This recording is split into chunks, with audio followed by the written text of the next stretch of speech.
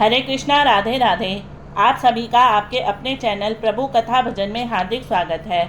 आज इस वीडियो में मैं आप सभी को पुरुषोत्तम महात्म का एकादश अध्याय सुनाऊंगी।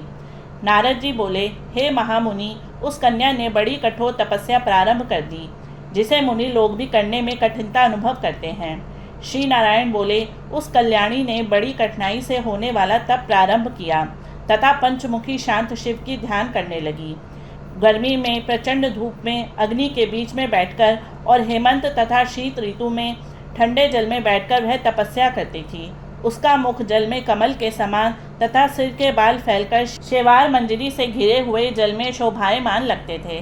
वह बाला वर्षा ऋतु में खुले मैदान में वर्षा के जल को अपने शरीर पर लेती थी। भोजन के स्थान पर दोनों समय वह कोमलांगी केवल धुआं पीकर रह जाती थी। देवता जिसे कठिन समझते एवं ऋषिगण जिसकी प्रशंसा करते थे, ऐसे तप कर्म करते हुए उसे 9000 वर्ष बीत गए। तब पार्वती पति भगवान शिव उसकी तपस्या से प्रसन्न हुए और उसे वहां आकर दर्शन दिए। शिवजी के दर्शन कर वह बाला शीघ्र ही खड़ी हो गई। तपस्या और प्रसन्नता के कारण कृष्ण देह भी हष्टपुष्ट दिखने लगा। उस बाला ने सिर झुकाकर भगवान शिवजी को प्रणाम किया। संसार पूज्य भगवान शिव का मानसिक पूजन किया तथा भक्ति पूर्वक इस प्रकार स्तुति करने लगी, हे पार्वती नाथ, आपको नमस्कार है।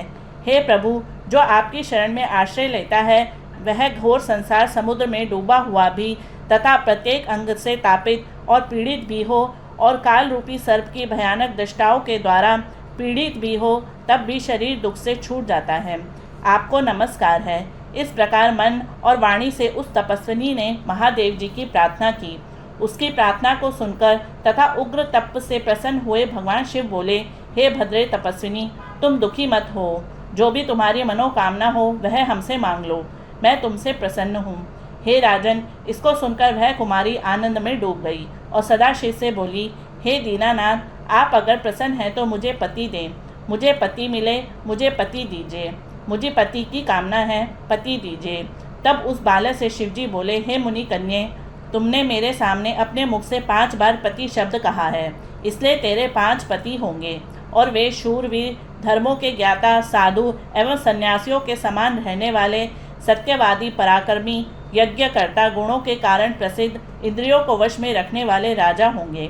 श्री कृष्ण बोले, शिवजी का यह अप्रिय वचन सुनकर वह बाला झुककर कातर स्वर में बोली, हे सदाशिव, गिरिजाकांत, संसार में इस प्रकार मेरा उपहास न कराइए, क्योंकि प्रत्येक स्त्री का एक ही पति होता है।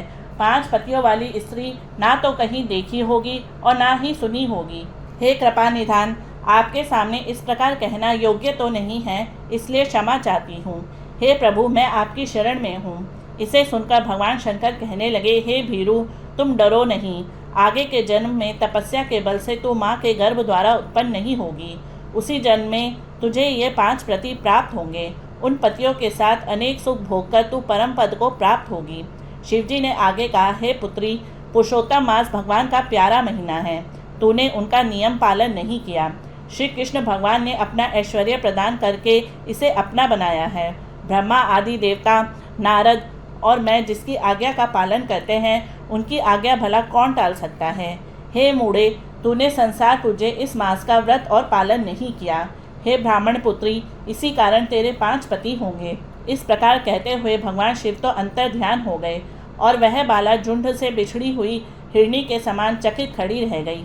इति श्री पुरुषोत्तम मास महात्म्य शिव वाक्य नाम एकादश अध्याय समाप्तम।